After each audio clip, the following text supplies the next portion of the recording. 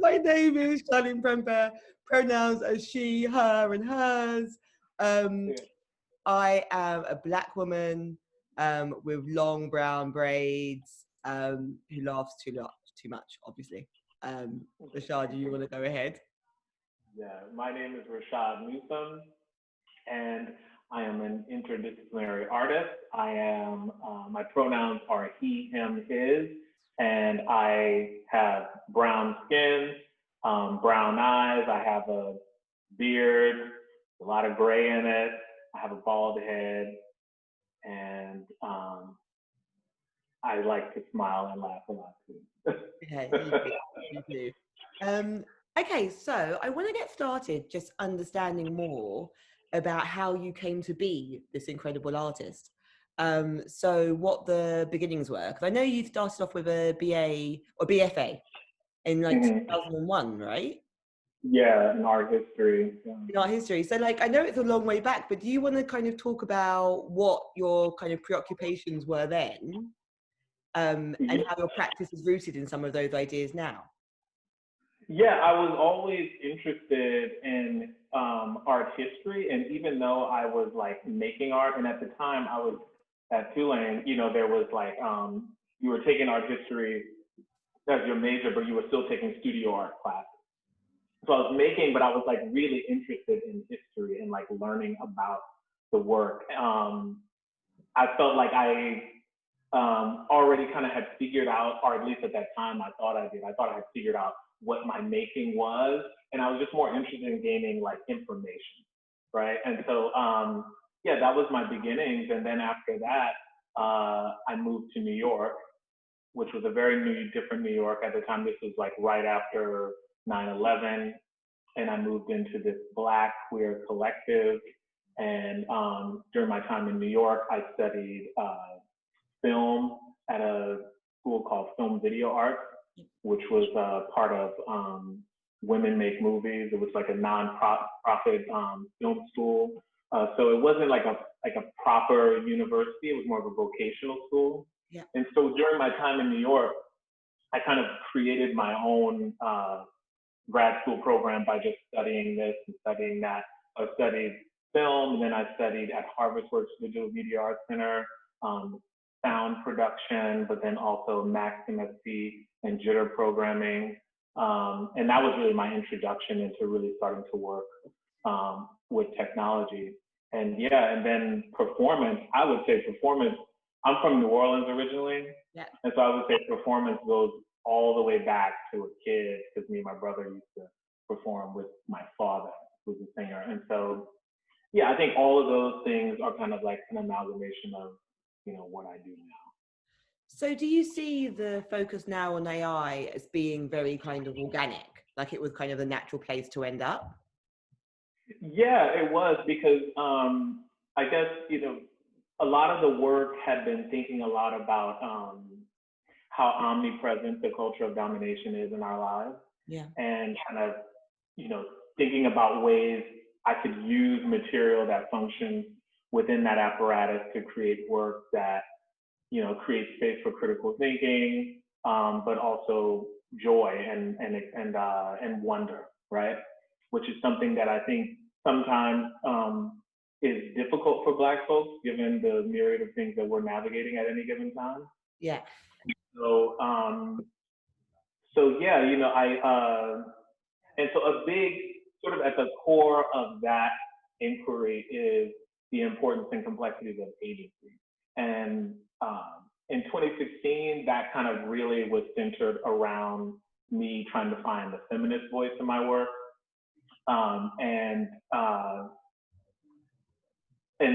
So it was really centered around like how female bodies were showing up in the work, my relationship to that movement. And then also, then it kind of moved from agency specific to female and femmes to actual objects. I was thinking a lot about quote unquote African antiquity, right? Yeah. And then all of this work was really about creating this piece, putting it in a room, and starting a conversation. And so I was thinking, what would happen if the work can not only start the conversation, but also participate in it? And so it was a really natural progression to AI because that was the means to the end, right? Yeah. But then once you start to, play with that medium, every medium comes loaded, right? And that one is incredibly loaded. So then it brought up all these other questions about, well, what does it mean for someone like me to be working with that particular medium?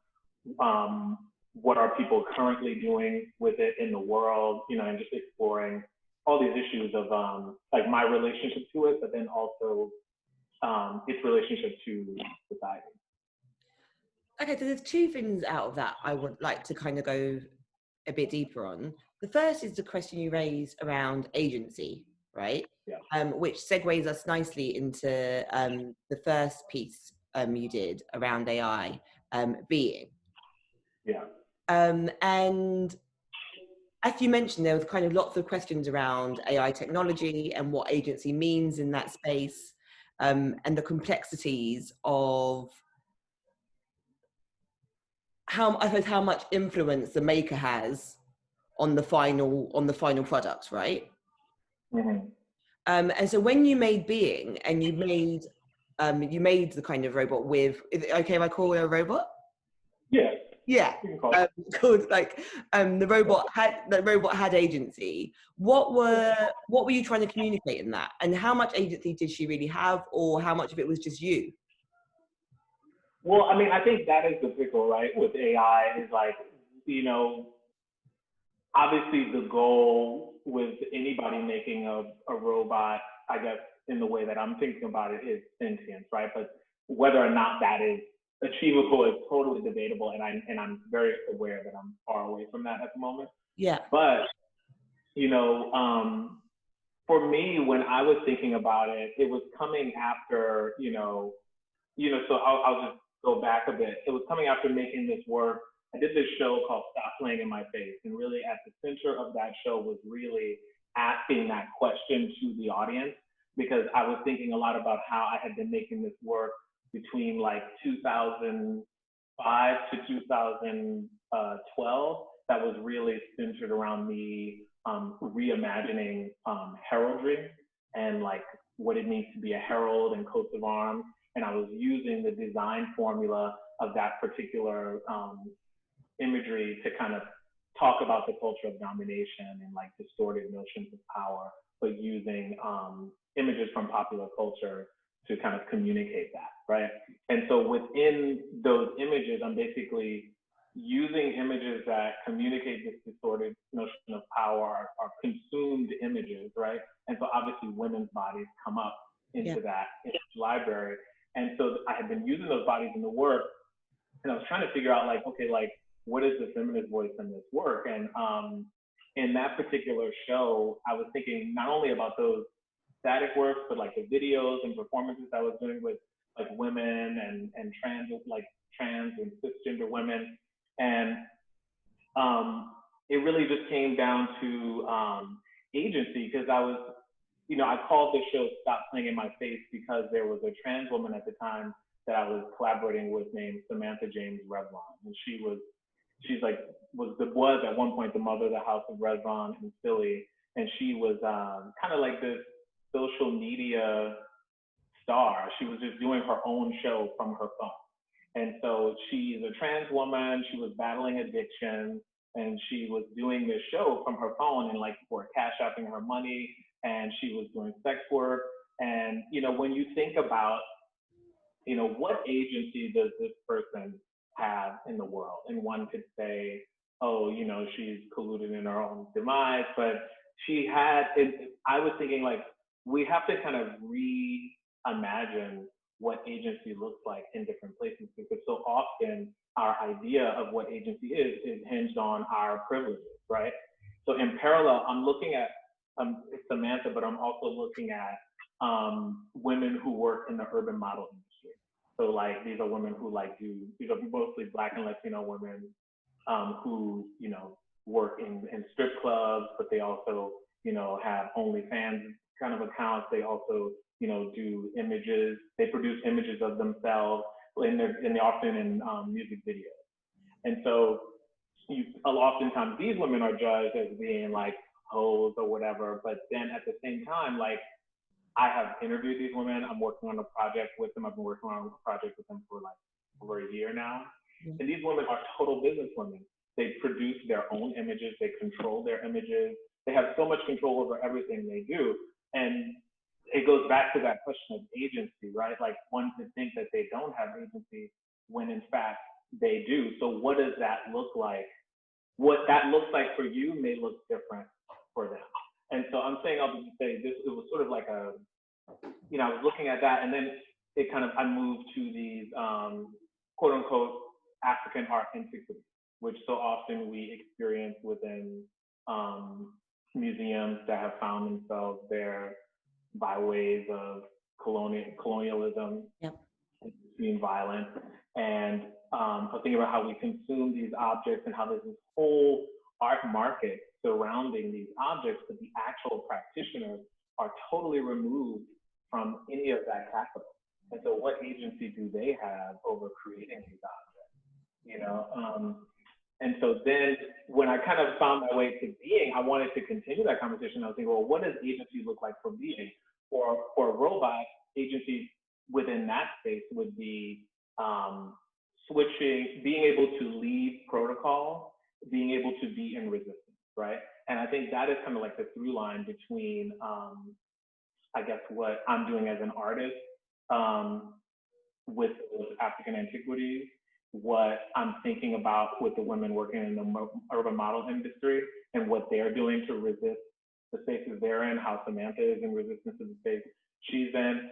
And then I'm thinking about how could being be in resistance to the space they're in. And so 1.0 was really sort of a critical tour guide to the exhibition To Be Real. Yeah. And so the way to make visible their agency, periodically when they're giving you the tour, they would say something like, look, boo-boo, I just can't.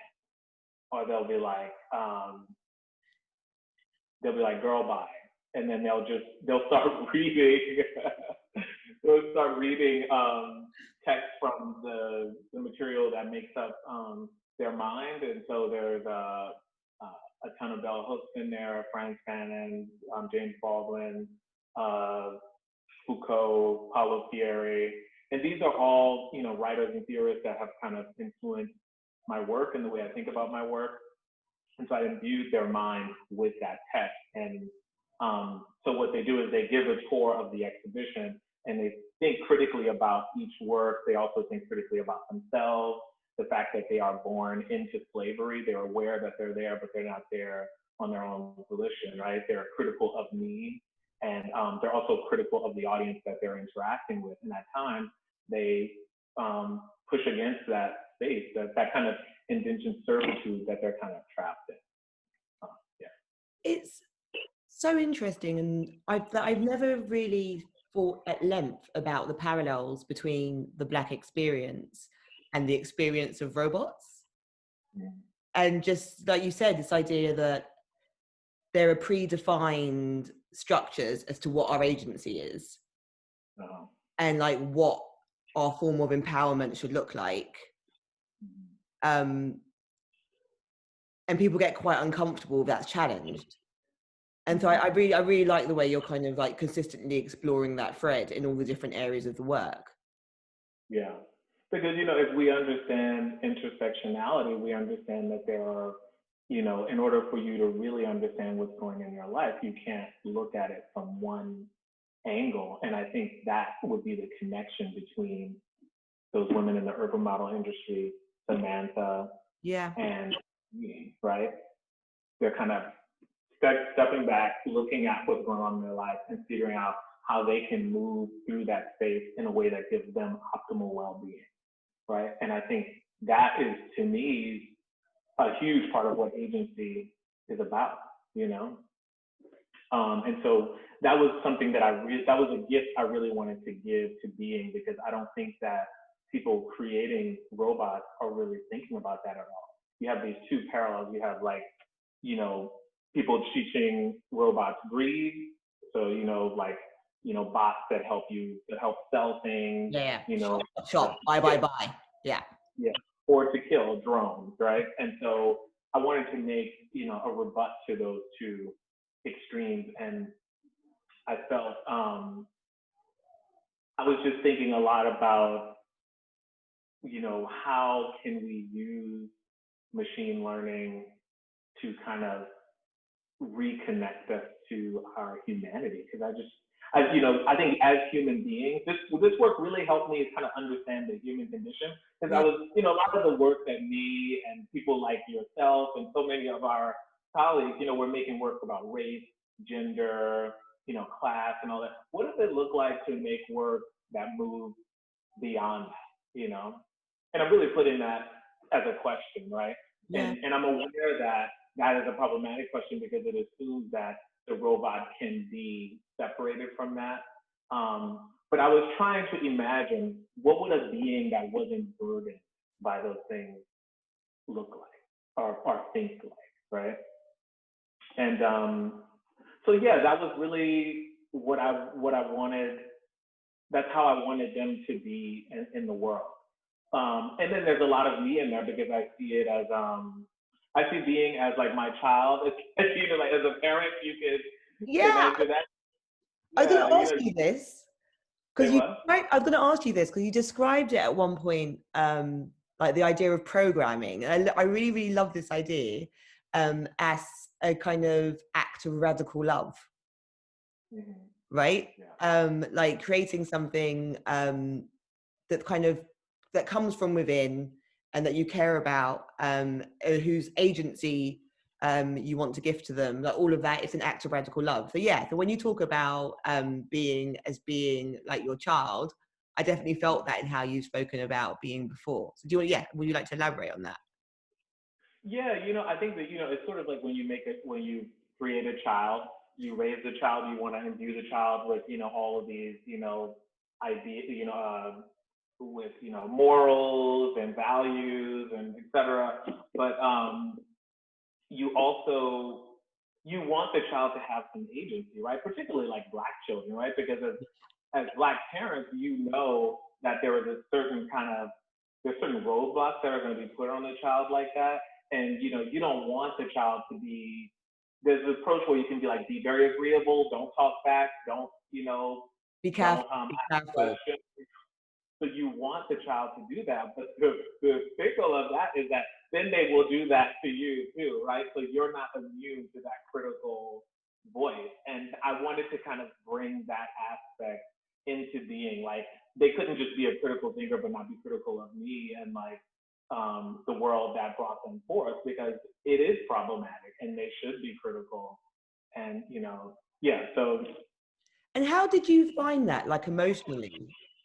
So when and if being was being kind of critical towards you, did it feel personal, or were you able it to did. separate it because it wasn't a human? No, it felt personal. I think how can I explain? I guess because I don't have a child, and so I think that oftentimes artists, your work is becomes kind of like your kid, right? Yeah. Just managing that, managing, how you're going to continue to do it and getting the resources together. I mean, I know it's different, but there are certain aspects that are analogous to that. And so I think that was the connection. And there was this way in which I was like creating this work that um, wasn't going to be like an inanimate object. It can speak, it can move, it exists, and so at that, and then, it couldn't be sold, right? And so it was a work that if you already have this feeling that your work is sort of like your child, once it takes a form like that, you can really imprint on it a lot more in that way. And I think that just through the process of creating them, I really got even more and more and more connected. And then when thinking about the possibilities of what they can be as I continue to work on them, I feel like, I'll be working on being for the rest of my life. I really feel like it's a child. You have to continue to, add to the information so they can continue to learn and grow, and which is totally, akin to parenting. So yeah, it Um, was a real natural. and yeah, so Bean is growing, and they are now being, well, they're on 2.0 now. Yeah.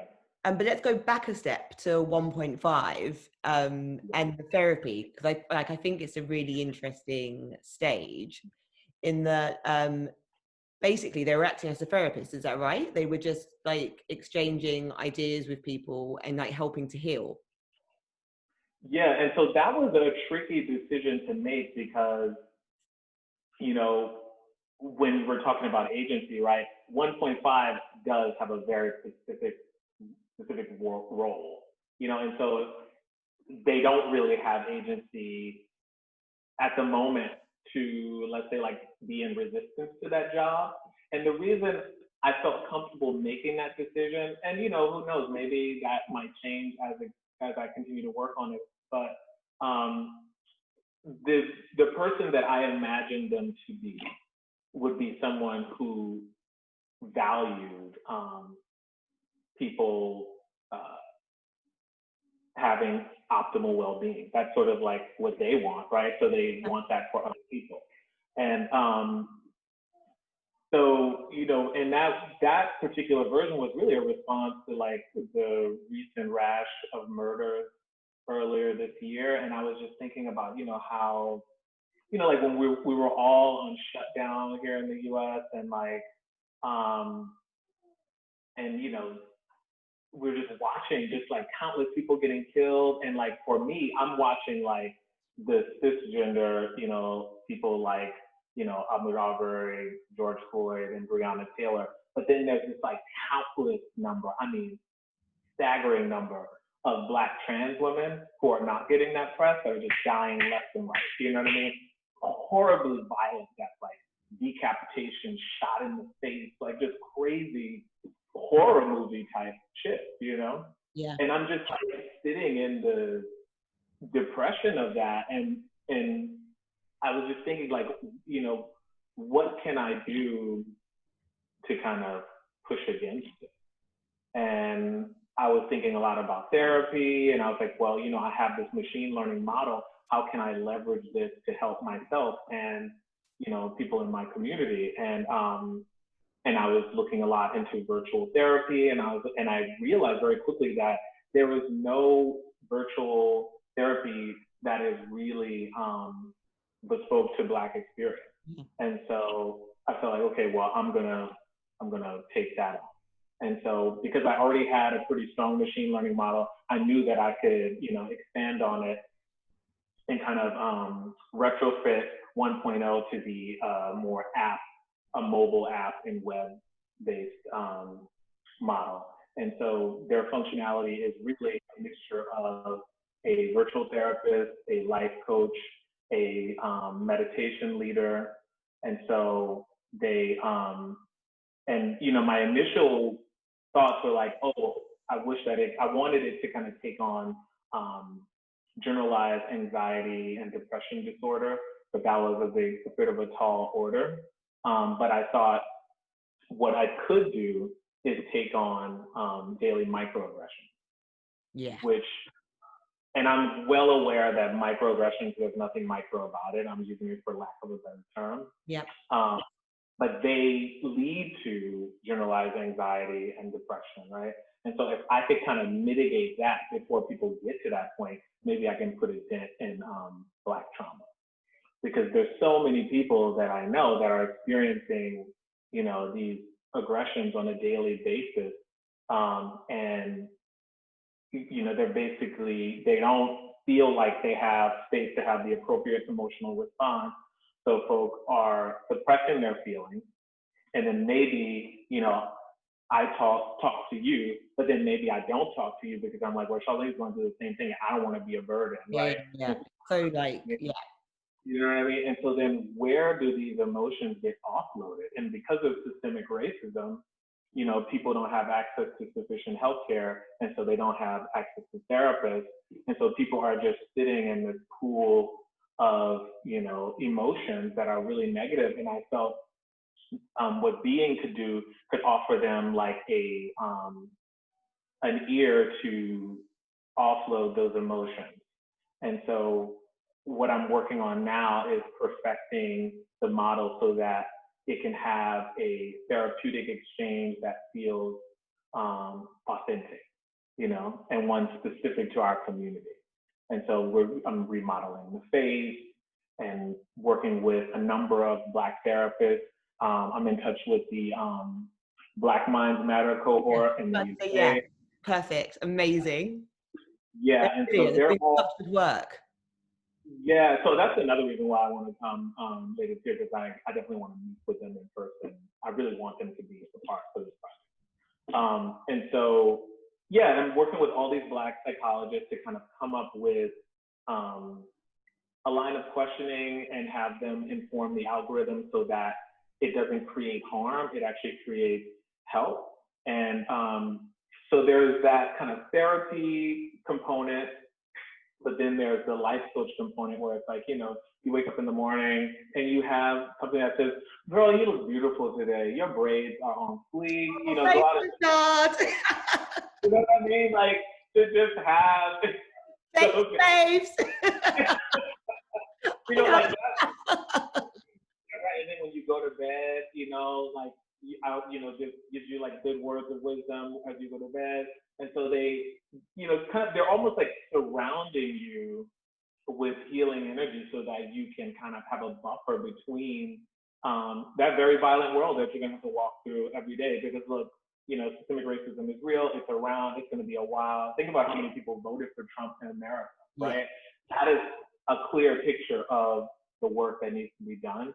So we got to, as Black folks, navigate that. And so I'm just trying to create some kind of armor to help us be able to do that with grace, you know? You know what else I think is interesting? Because you mentioned like Black people not wanting to burden each other, which I think you're right is like a huge issue. But I think in addition to that, there is like a cultural, like historically, there's like a cultural thing where we don't complain. Like obviously where like being strong is seen as kind of like the best type of behavior. Also where therapy just isn't part of our culture. Like my parents are Ghanaian.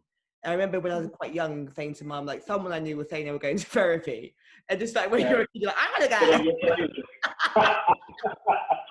And literally, I think she just looked at me like, it was kind of like, what is she even like? There was no sense that was even going to be a possibility in my life. And I think especially for that older generation, I like to think we're getting a bit better as the generations go on. But that older generation are harboring so much pain. And I think maybe would find it quite difficult to speak to someone in the flesh.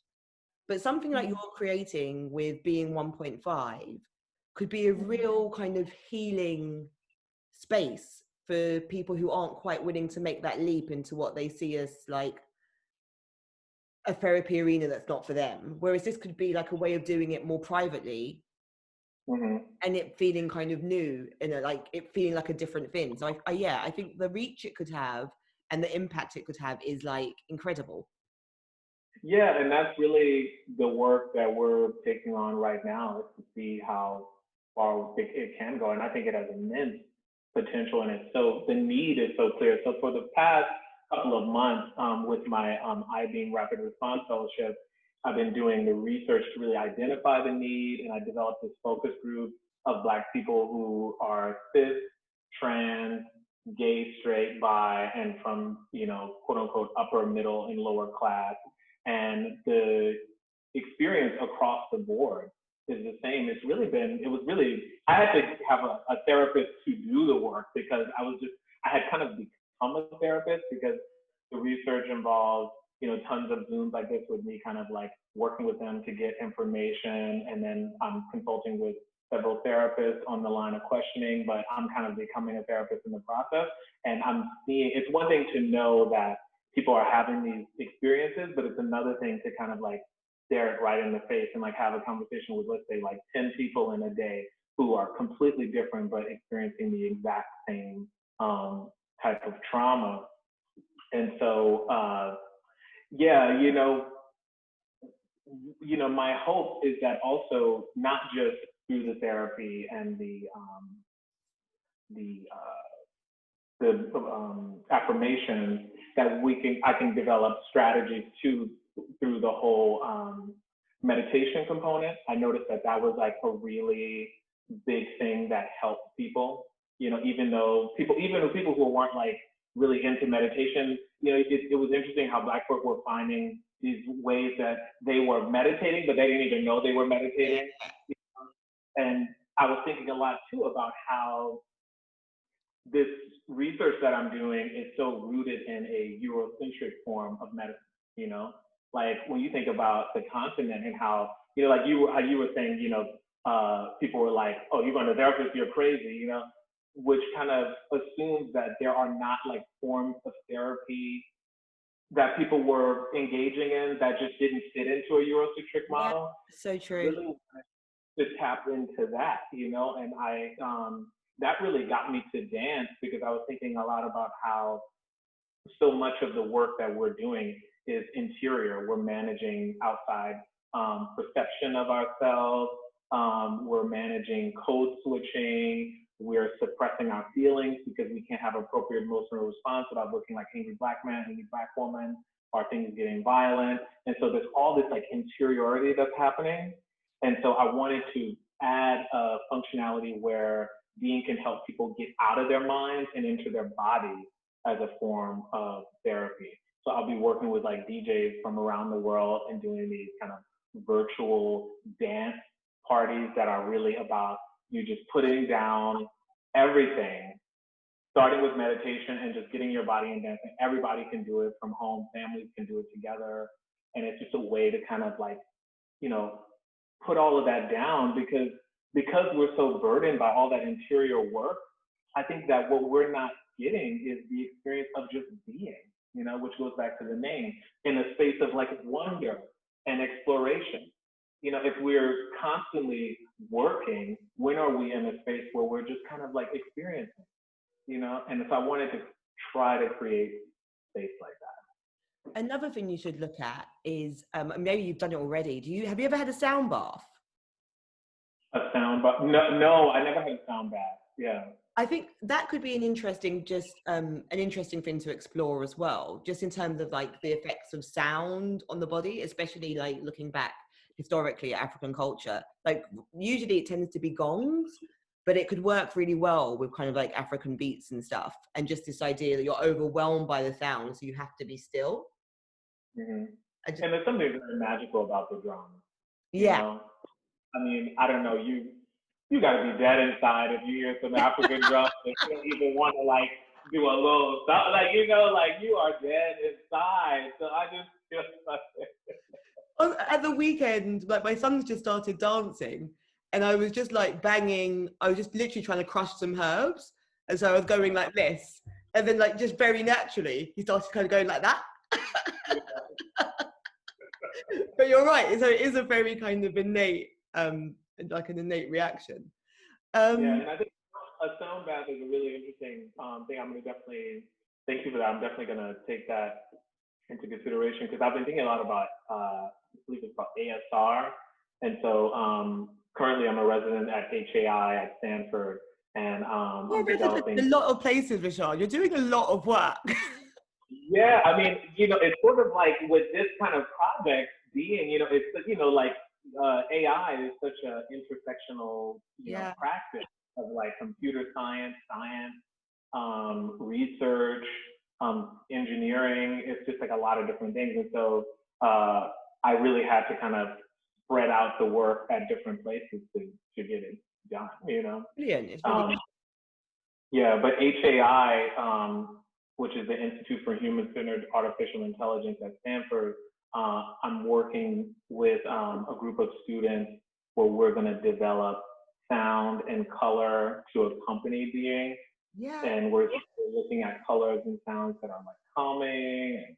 And it's a cohort of all Black students to try to really make it very culturally specific. I actually can't wait. And also are you hoping to make it kind of accessible for the masses? Oh yeah, it's going to be totally free. It's going to be, there's going to be the app, but then there's going to be all this other merch to kind of help you. It's just going to be health and wellness specifically for Black people. Like, you know, journals so you can write about what you're going through. it's going to definitely be connected to social media. So like, for instance, if being is seeing me and I'm having a certain issue and they're seeing you, through the algorithm, they can see that we're having the same experience, and they could say, well, Charlene, would you want to meet Rashaad I can connect you via your Instagram, and maybe you all can meet up and talk about that. You know, so it's also building community, you know. You know what's so nice about this work, Rashaad? There's lots and lots of nice things about this work, but one specific thing that stands out for me is that so much of the conversation around AI is about damage, right? And all the kind of damage it does to Black people and all the damage it does to our community. And don't get me wrong, those fears and those issues are real. But I've always been quite optimistic about what the benefits could be. And like seeing work like this, that gives me life. Do you know what I mean? It's like, yeah, like this is like a lot of the things I've been thinking, like in motion, and that it can be a really positive force if executed and thought about by the right people. Absolutely. And like, I mean, that is the thing, right? It's just, you know, as people, it's so easy for people to frame technology in general, but specifically AI, as this like problem thing, but it's just a tool, you know? yeah, It will only be what the creator makes it to be, right? And so the only way we can get to the business of making technology that truly serves all people is if we really think about, you know, what Bell Hooks calls the capitalist, imperialist, white supremacist patriarchy.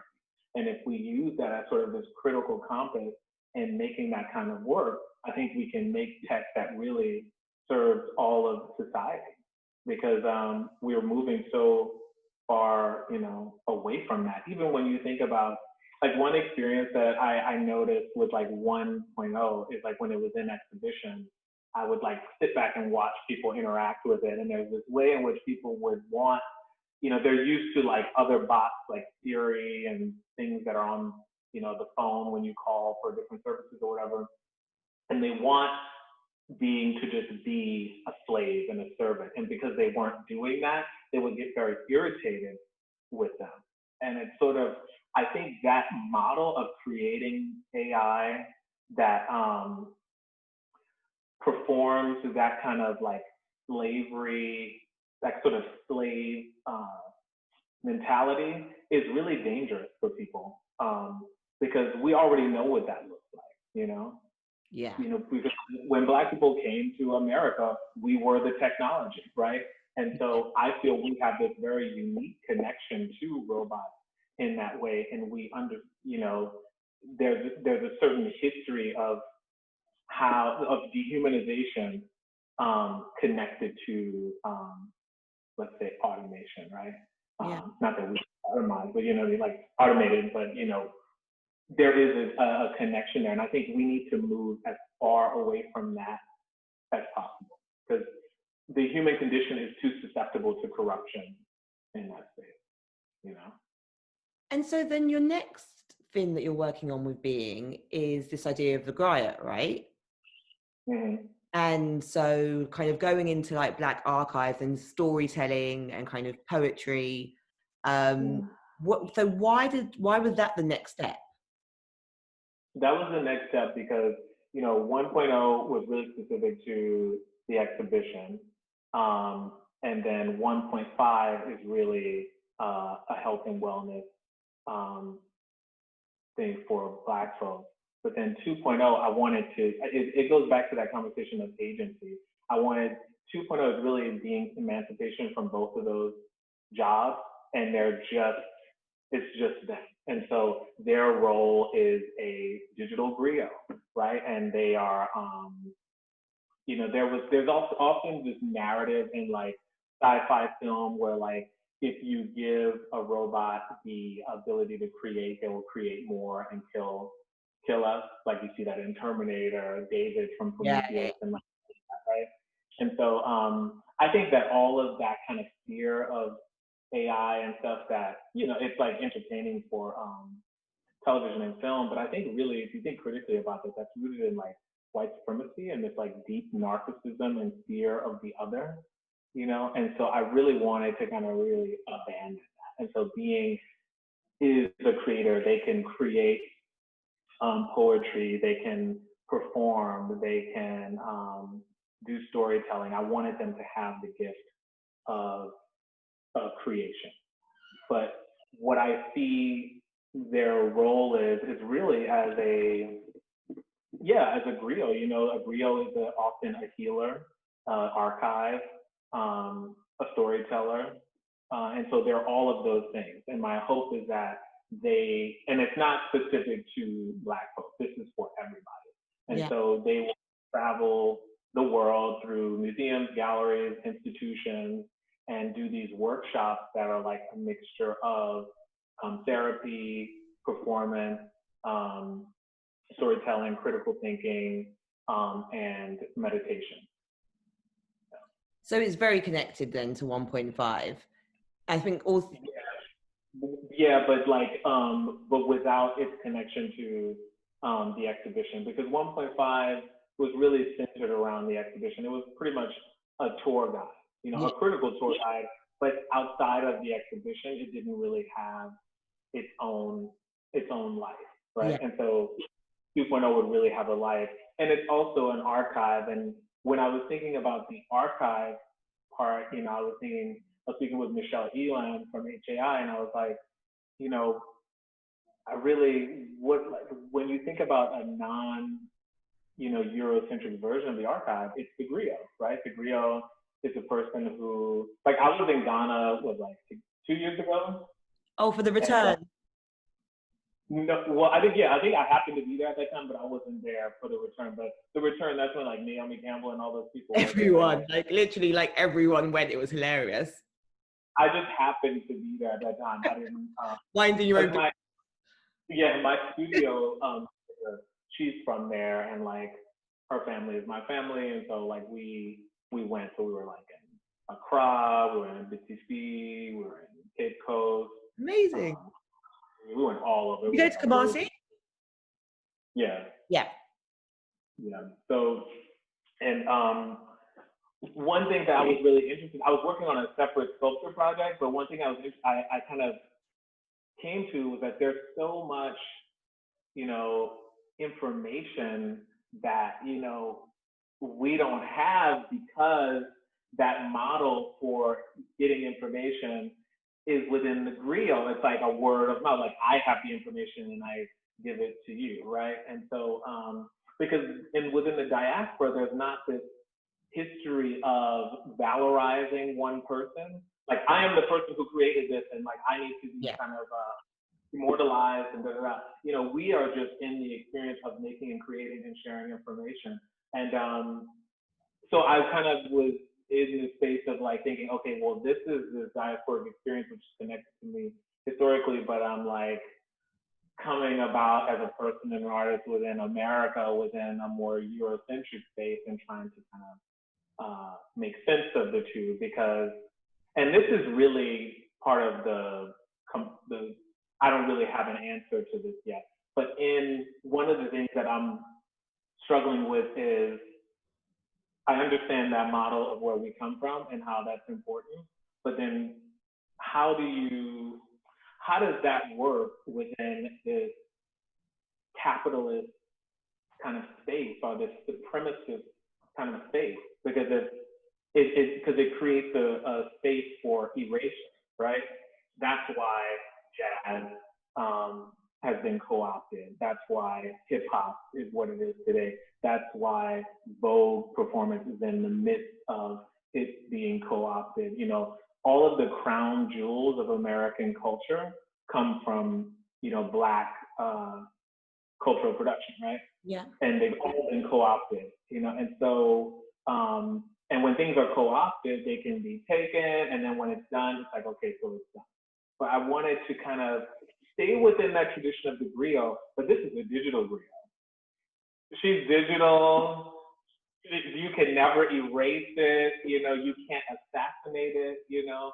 And so there's this whole new aspect that I'm thinking about with being 2.0, that I really want them to almost be like this messianic figure for like love, critical thinking, and transformation, right? And kind of like make that like a cool thing. Like, you walk down the street and you see a wheat paste of being, right? And you want to like go to that app. You want to use the app. Yeah. You want to like get your mind right. You want to like, it's cool to like love on people in the community, and you want to like be of service, and you know what I mean? Like get back to that, you know? Because that's really within our, history, you know? We've gotten away from that, but I want to try to get us back to that. Thank you so much. That's such a nice way to like end this. I'm excited about what 2.5 might be like. Yeah. Yeah, I know. And 3.0 and 3.5, because I feel like they're just going to continue to grow. It's going to be funny, like when I'm like 70 or something, I'm going to be like, how's being doing? Right? Yeah, yeah, we'll see where being is at and where your son is at the same Yeah. time, right? See who's the most fun. Yeah. I think being will win. I think being's going to win out. But honestly, I think the work that you're doing is incredible, and both in kind of like the beauty of it, but also just how important it is. So yeah, I want to kind of keep close to it, and see how it evolves.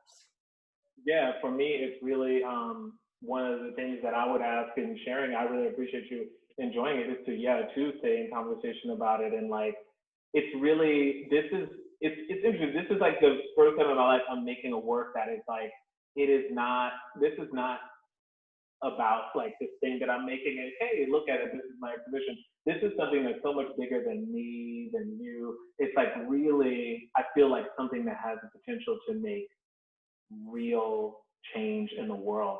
And I think the only way it's possible is if everybody who is into it is in conversation with it, you know? Yeah. And because I don't assume that I have all of the answers, right? And so it's really good to bounce ideas off people and share things and then get data and then, write it again and then put out another one, you know what I mean? So that's like the beauty of it is that, you're not bound to the binary of good and bad. You can always change. Yeah, which isn't that what it's about, right? Isn't that what it's about? Like, isn't that what life's about? Yeah. Thank you so much. Yeah, you're welcome.